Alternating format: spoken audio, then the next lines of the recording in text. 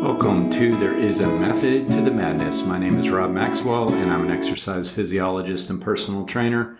I am the owner of Maxwell's Fitness Programs, and I've been in business since 1994. All right, today I'm going to break down the exercise of the chest press or bench press and variations of that. For those that have listened to this podcast for a while, they know that I did that with the squat a while back. So if you enjoyed today's, go back on to your Spotify or Apple or wherever you listen to this podcast and try to find the one on the squat. I like doing these. I think it's important to really understand what we're doing when we do certain exercises. So I will get to that in just a minute. Before that, let me thank our sponsors, Jonathan and Lyn Gildon at the Gildon Group of Realty Pros. They currently have over 275 star reviews on Zillow, and they are absolute pros. They can find you what you want, and that is pretty tough out there. I mean, there's a lot of things out there, but you want somebody that can really dial in what you're looking for, and they have a staff, they have a team, and they are the best at it. I will put all of their information in the show notes. All right, so let's talk a little bit about the famous bench press or chest press, and I'll explain the difference. First off, whenever we are working out, our body moves in different planes and it moves with different joint actions. And when we work out, we should always be thinking about a major squatting type of motion, a major hinging type of motion, and that is where you poke your butt back behind you and kind of drop towards the floor, hence in the way of a deadlift. I didn't explain squat because I think you know what that is. There should be a major pulling or pull-in, different types of pulling exercises. There should be major pushing types of exercises, and there should be some form of rotation. So if we think about really dividing our workouts up that way, it really helps us. And then there's a variety of exercises we can do in all of those major actions. All right, so today I'm going to take the horizontal push. All right, the horizontal push. That can be done in the way of a bench press. That can be a machine chest press. That can be done with dumbbells and do a dumbbell chest press. That can be done on the cable machine and doing cable machine chest press. And it can be done with your body weight doing a push-up. Ultimately, it's the same joint actions. But I want to break down like what may make one better than another. First, you're using your pectoralis major. All right, so your pectoralis major is the primary muscle group in the chest press, which only makes sense. It's called the chest press, right? So that movement is called shoulder adduction in the transverse plane. Don't let all that, confuse you. Transverse plane just means that the load is more on your back, essentially. So in other words, you're on your back and you're pushing the load up, so you're fighting gravity that way. When you do a chest press machine, that's done for you, but that's what the transverse plane means. All right. Now, shoulder adduction means that you're bringing your humerus, which is your larger bone of your upper arm, inward to you. That's what the pecs do. Try to do that now as you're sitting there. So the arm is actually coming out to in. That is the pec version of the chest press, push-up, bench press. All right. Then your anterior deltoids or your shoulders are involved, and they're doing what is called shoulder flexion. And ironically, in the other room, I hear Big Jerry benching right now. I can always tell when he's benching because the weight is clamoring around, and he works hard at it, all right? So the anterior deltoids do shoulder flexion, and that means that the humerus is actually being brought up. So think in the form of a chest press or a bench press. So Your humerus is coming in, right? That's from the pecs, and it's moving up a little bit. That's from the deltoids. And finally, the finishing movement in a chest press or bench press exercise is done by the triceps, and that is called elbow extension.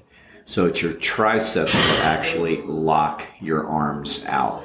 That is elbow extension.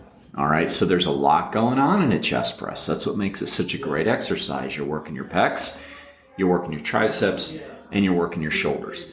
And that doesn't even count the antagonists, which oppose those, and the stabilizer muscles, which help those, and the antagonist muscles, I already said that oppose those, and then the stabilizing muscles that hold you in place. So there's a lot going on.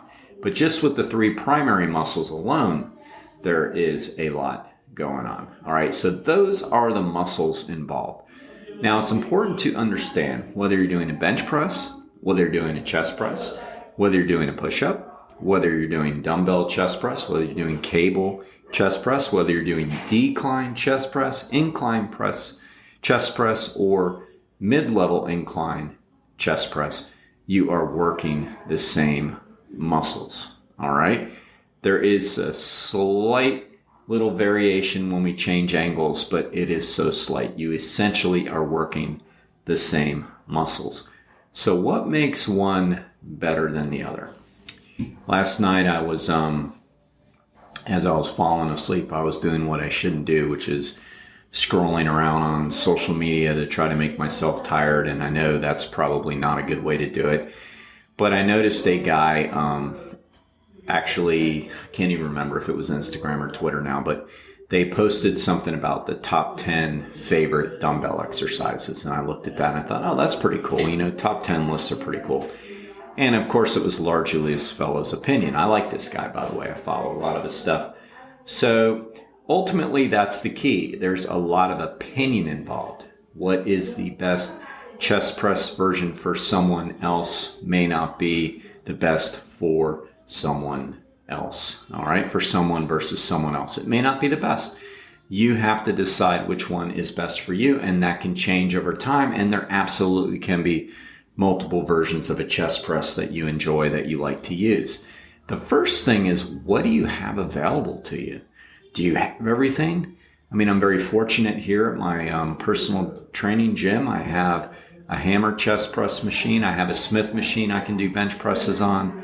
I have free weights so I can do bench presses. I have dumbbells up to 50s so I can pretty effectively do chest press with dumbbells. And I have a cable machine. And also I like to do push-ups sometimes. So I have a full array of different ways to do chest press.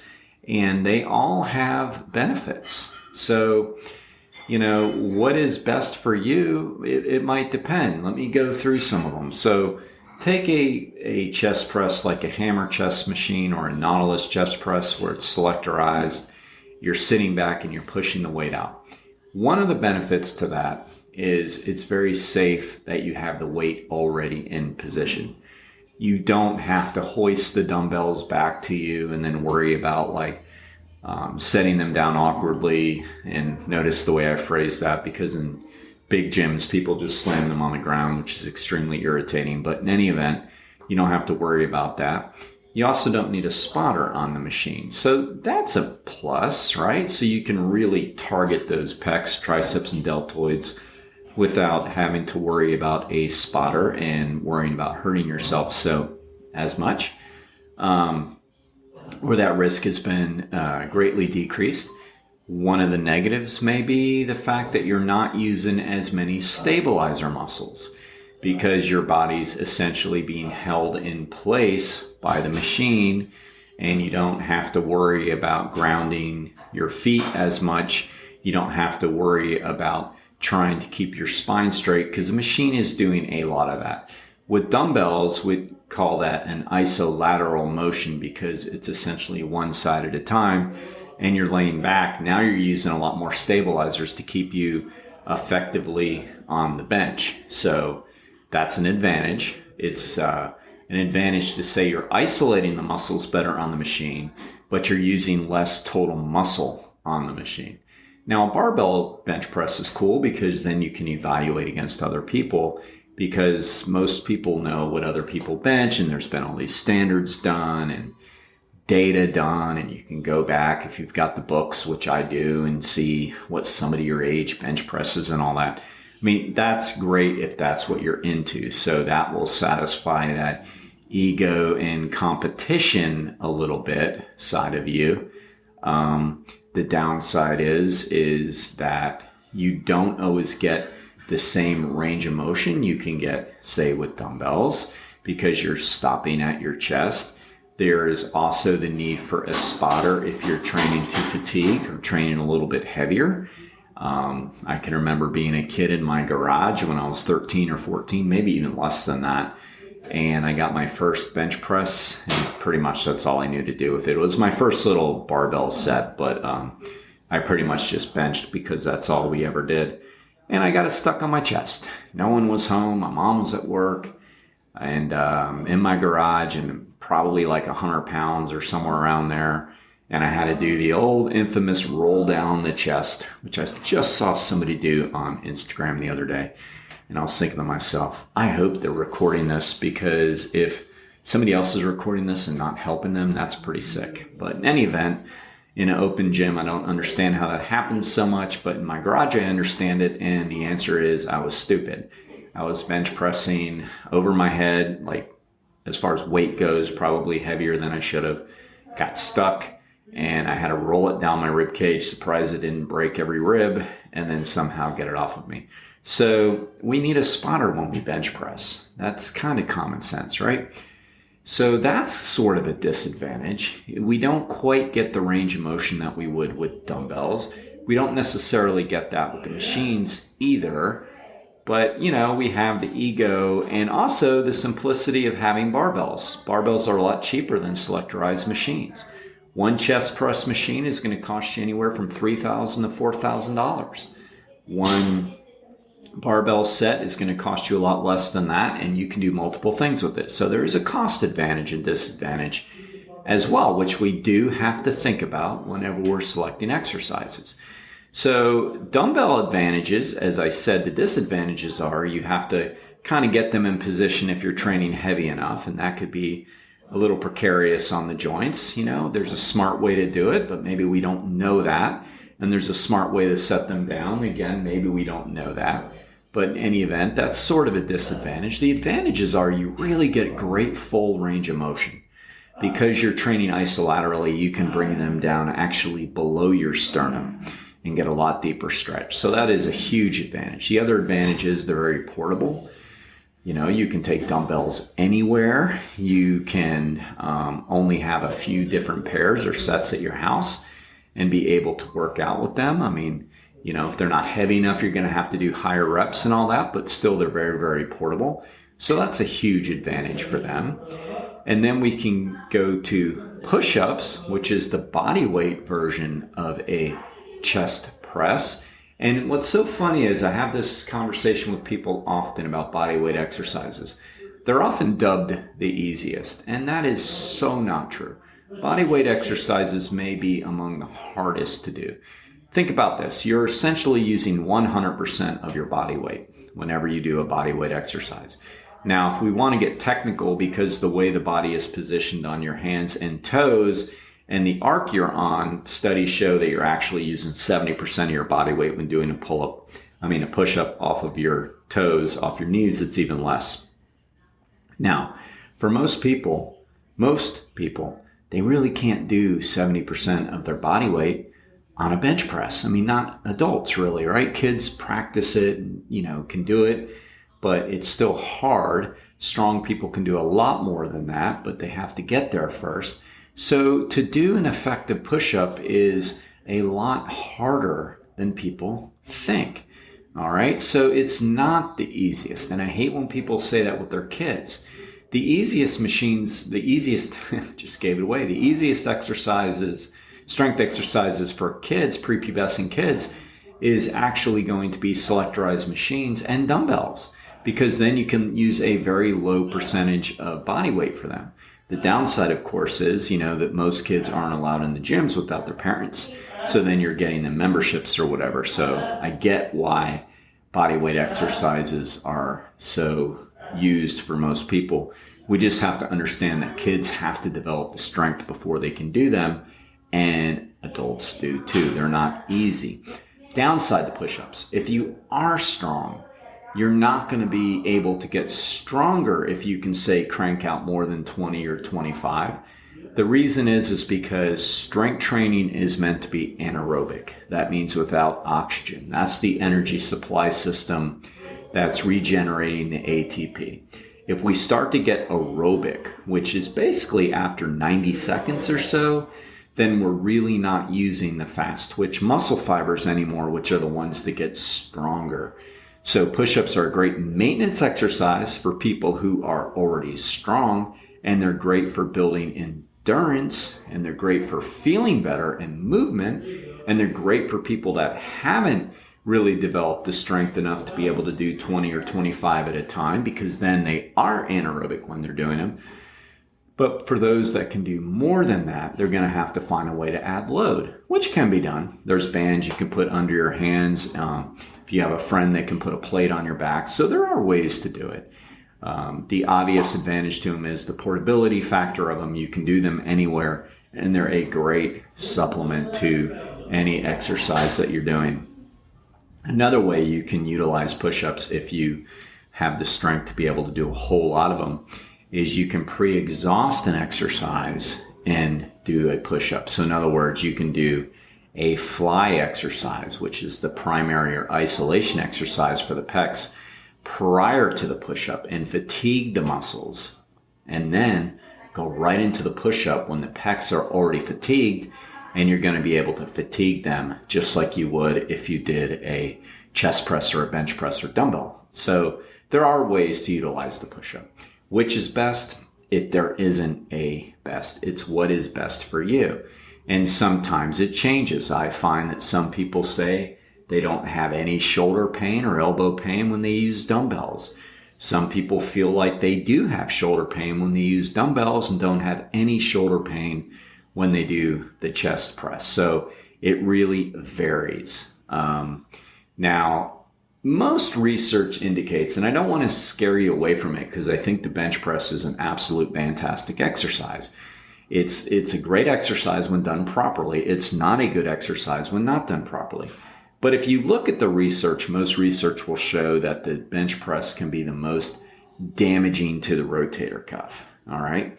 Now, again, do not want to scare you off. I want to explain that research.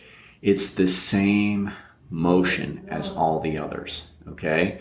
Here's my theory. People get their ego involved on the bench press that they don't really get as involved with their ego on other exercises because it's harder to measure, and they start going heavier than they would have on other exercises, and they let their form go because they're so hell-bent on trying to improve. That's what I think. Any exercise done in poor form or too heavy can cause a little bit of damage. And the too heavy because your form is bad. Like there's nothing harmful about doing a very, very heavy exercise in good form. I hate when I hear that. Hurt myself because went too heavy. No, you didn't. You hurt yourself because your form got sloppy. That's why you hurt yourself, not because you went too heavy. So, I just believe that the ego gets involved on the bench press. Does not have to happen. If you know yourself though, and I'm kind of like that. I'm guilty. Guilty as charged, I'm calling you out because that's me. Because I know if I start benching, then all of a sudden I'll think, well, I used to do this. I used to do that. And I love this Stoic quote that says, comparison is the thief of all joy. Excuse me. Isn't that the truth? Boy, that choked me up. Not literally. But that's a great quote there. And, I'll compare myself to past days and say, man, I used to bench this. Next thing I know, I'm compromising my form to try to get closer to where I was, and I could hurt myself. So, I will essentially shy away from it for the most part and use other exercises where I don't do that. And that's just knowing yourself. But the bottom line is there is no best. All right. And again, use multiple ones. Lately, what I've been doing is I've been using a lot of the hammer chest because, again, I can go pretty darn heavy on it. I don't need a spotter. I mean, heavy for me, and heavy really is defined as like lower reps. That's really what heavy is. So like I can go around 6 reps or even lower than that, and that's pretty darn heavy, and safely be able to just stop when I want to and not have to manipulate the weights up and down, and I don't need a spotter. So I've been doing a lot of that. And I've been doing a lot of dumbbells because I've always loved dumbbell chest press, and push-ups I always do. So that's what I've been doing more of. But again, I'm sure I can rotate around, and I always do. And that was a lot of fun. So before I wrap this up, let me thank our second awesome sponsor, chiropractic physician, Dr. Doris Antos. And I noticed that she just had a birthday, and man, she looks phenomenal. Obviously somebody that takes care of herself. And you have to take care of yourself so you can take care of other people. And she does a wonderful job at both. She is on Granada Boulevard in Ormond Beach. We referred to her. I just referred to her the other day. Somebody said, hey, I heard the name on the podcast. Do you really like her? I mean, and I'm thinking, come on, man. It's like, come on, of course. I mean, I'm not going to take on a sponsor I don't like. So anyway, yep. She's fantastic, and all of her information will be in the show notes. Until next time, be Max Fit, be Max Well.